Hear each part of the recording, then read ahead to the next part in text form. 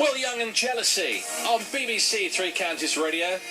Do you know somebody who deserves one of our honours? 08459 455 555. Let us know and we'll go and visit them this morning. Let's look at the papers for today. Here's my review for this morning. It's Adam Paris Long. Adam is a reporter for the My News publication, which covers a fair old patch in Hearts and Bucks, really, doesn't it, Adam? It does. We've got 13 titles, 12 in Hearts and a new one in Bucks, Princess Risborough. Yeah. Well, nice to see you. Thank you for coming in. You've got... that looks like the Times, first of all, you've chosen. I have got the Times, yeah. This morning, very interesting reports. I think another one from the Taxpayers Alliance, who are just sort of... I think they've got the government in their sights this time, unsurprisingly. So they've sort of come up with a list of the biggest weights of taxpayers' money, obviously. They're very well funded, aren't they, the Taxpayers Alliance? They are very much. much. Who backs them, but it's somebody with a lot of cash, I'm sure. But what are they saying this morning, then? They've got quite a few sort of funny examples of waste of money. Cotswold Council apparently spent $19,000 on hiring a motivational magician, which I've not heard of before. Quite interesting. The Home Office spent almost $500,000, $427,000 on rubber bullets that the police weren't able to use. Classic. And then my favourite for freedom of information requests are how much do local councils and the government spend on biscuits. Apparently the government spends £3 million. £3 million a year. Do we know what biscuits? Or just no, I think we've got a picture of some chocolate digestives here, but it's not specified, unfortunately. How can you spend £3 million a year on biscuits? You must have some busy dinner ladies, and you know the tea trolley dollies. There must be, The thing is, it is a lot of money, and it sounds a lot of money, but then you realise how many government employees they are, and I suppose they need something with their tea, but even, I mean, you need to do the maths. Oh, that's a lot of money on biscuits. Very hard at work, though, I see. It's a classic. Bring your own biscuits into work. There's £3 million saved. What's that? That's the Sun you've got next. Yeah, okay, next. So this is front cover of the Sun. Quite interesting that's come out of the US yesterday. Aside from, obviously, the Michael Jackson and the Dr. Conrad Murray case is obviously settled now, but this one's to do with the concert firm that his family's been dealing with. I think they've been trying to sort of get a bit of money out of them. Yeah, it's a court case, isn't it, in the States? Yeah. So it's, I think it's a battle over 27 million. Basically, evidence came up yesterday from the CEO of AEG Live. He said that apparently Michael Jackson, Beyond the Grave, said that it was an accident, his death. Whoa, hang on a minute. Michael Jackson has been giving evidence in court from Beyond the Grave. Apparently so. It's very, very peculiar, yeah. And who presented this evidence? The defence? It was the defence, the CEO for the company. He said we've been in touch with Michael on the other side. Effectively so. And Michael says... And the judge's response, do we know? I haven't seen that, unfortunately. No, I'm sure that was met with a few gasps in court. Because that's going to help you, isn't it, in court? If you can summon up the thoughts as a witness of somebody who's passed on. It's reliable evidence. It's reliable evidence, yeah. And strangely enough, it was Lionel Richie's ex who apparently got this information when she held a séance. Oh, she held a séance, did she? So, the Sun's lovely headline is "Séance in Court." Nice. Séance, it should be, shouldn't it? What else? One more from the Sun. What do you got? So from the Sun, this is actually just a small one, just inside the front cover. Apparently yesterday, David Cameron, strangely enough, I'm sure he has to do Q&As all the time.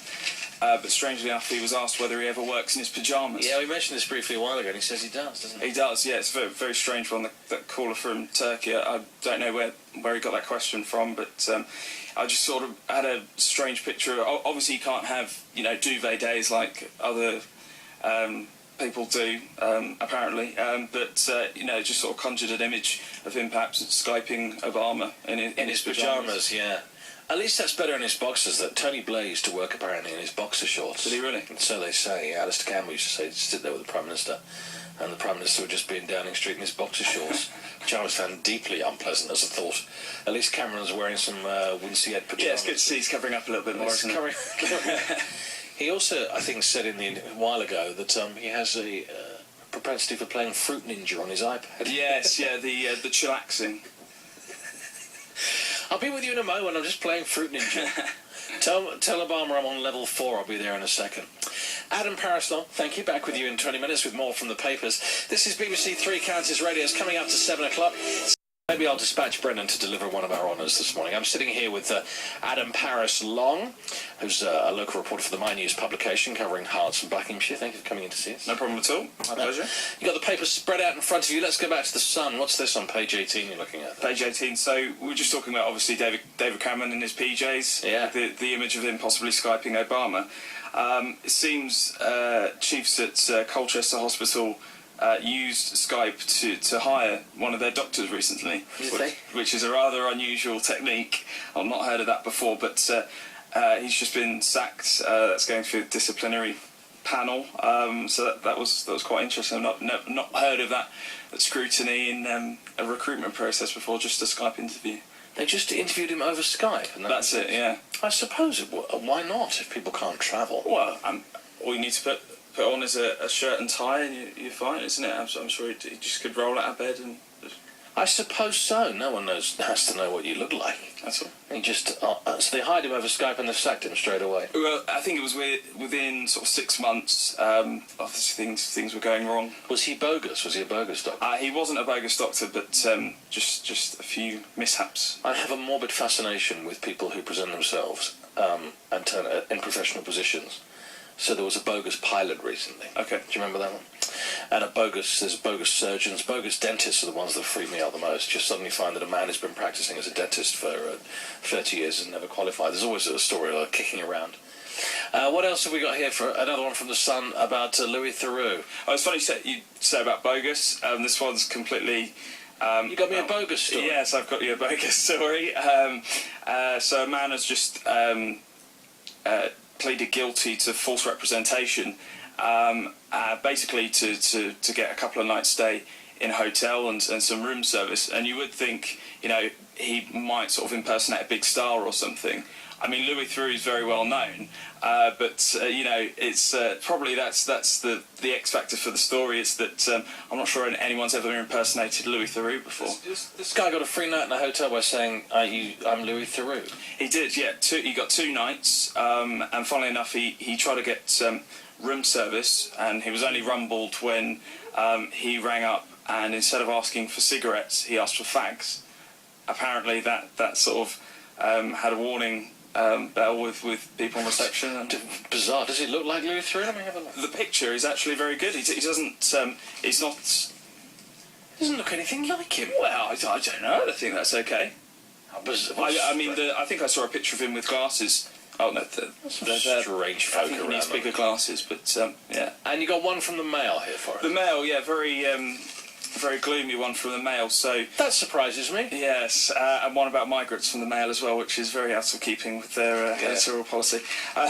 Anyway, so effectively the government has funded some videos which are sort of being shown in Poland, sort of warning migrants from coming over, saying apparently our streets aren't paved with gold. Not like Dick Whittington would have you think. And strange enough, the video shows a migrant being conned by the homeless, set on fire, and robbed effectively. So let me get this right. The government have produced a series of videos, or paid for someone to produce a set of videos, which will show an immigrant in this country being murdered and set on fire on the streets. Effectively. As a deterrent for coming to live in Britain. It's quite extreme, isn't it? It's like the antidote to the tourist board, isn't it? Yeah, exactly. You've got to have the balance there. Very good. Promoting Britain abroad. Don't come and live here. You might get set on fire. Look, and here's a video of somebody being set on fire in the streets of East London.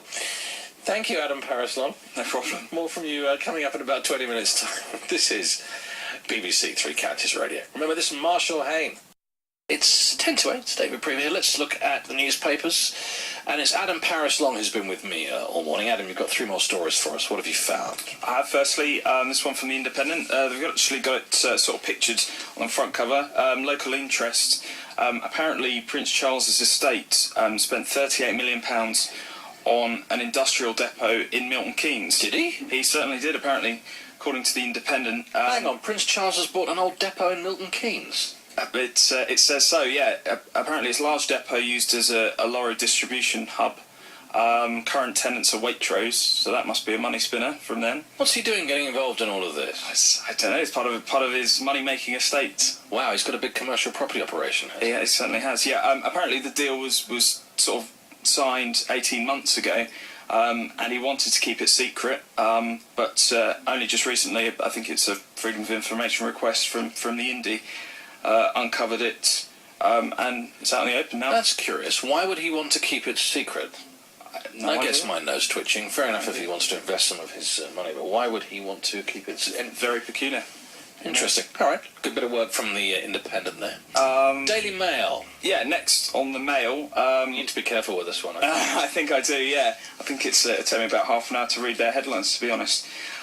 So the next one, obviously, we heard about the file for divorce between Murdoch and Wendy Deng the other day. Yes. Apparently... Twitter went into a frenzy, didn't it? We should say. Social media went completely bonkers after Robert Peston of the BBC tweeted that he'd heard that there was some jaw-dropping, I think that was the phrase he used, He said jaw-dropping. Reason for the divorce.